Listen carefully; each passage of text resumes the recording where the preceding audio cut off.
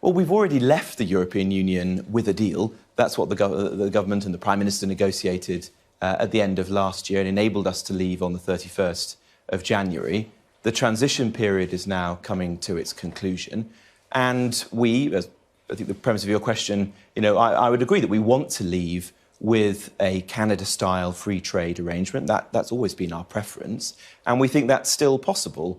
But if we can't agree the remaining issues with the European Union, if they don't show the degree of flexibility and realism that we want them to show today when Michel Barnier comes for the next leg of the negotiations and in the final 4 or 5 weeks to come, then we'll leave with the kind of trading arrangements that Australia and other countries have, and we think that's also a good arrangement for the future. We agreed a deal, didn't we? And now we've gone back on it. We're either tinkering with that deal or riding a coach and horses through it, depends who you ask. But either way, we want to change it a bit from what we thought was a great deal last October. How can we expect other people who want to do a deal with the United Kingdom to believe a word we say when we go back on our word? No, that's not the case. We made an arrangement with the EU that enabled us to leave, and we're a rules-based country. We want to maintain our international obligations. But one of our international obligations is that set out in the Good Friday Agreement to protect the peace process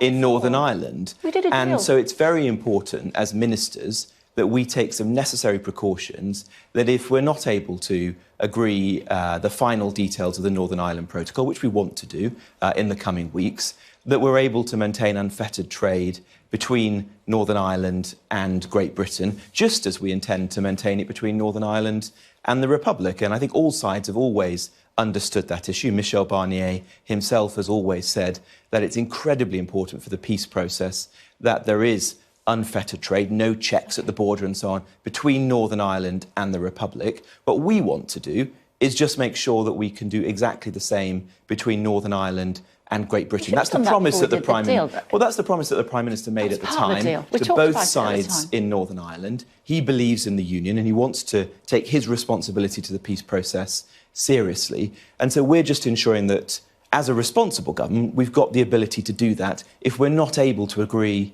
the final points with respect to the Northern Ireland Protocol. Okay.